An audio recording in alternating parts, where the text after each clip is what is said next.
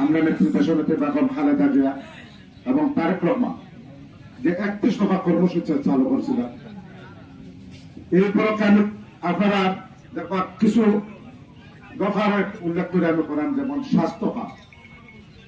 আমরা দেশে দেখা যে আমরা দল ক্ষমতায় গেলে 1 লক্ষ স্বাস্থ্যকর্মী আছে, কিন্তু আরো 1 লক্ষ স্বাস্থ্যকর্মী নিয়োগ দিবা, যাতে স্বাস্থ্যের আমরা দিকে খেয়াল রাখা প্রত্যেকটা কর্মী প্রতিটি বাসা ঘরে ঘরে যায় প্রতি সপ্তাহে স্বাস্থ্য চেক আপ করে।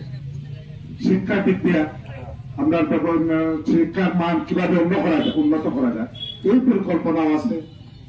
আপনি দেখা খেলাধুলার পেশাদারিত্ব করার জন্য উদ্যোগ নিচ্ছেন, যে প্রাইমারি থেকে হাই স্কুলে বাধ্যতামূলক খেলাধুলা করতে হইব এবং প্রতি ইউনিয়নে একটা মাঠ দইব।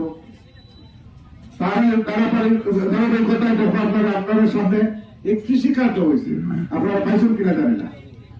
এই কৃষিকার্য একটা আপনারা ব্যাংক কার্ড বা বিমা কার্ডে আপনারা ধরতে পারেন। এই কৃষিকার্ডের মাধ্যমে আপনারা কৃষকরা দেখবার যে কোনো সময় আপনারা ব্যাংক লোন নিতে পারবেন। কৃষি সামগ্রী যেগুলো আছে এটা আপনারা বীজ সার প্রত্যেক সরকার এইগুলো পাওয়ার সুযোগ সুবিধা আছে।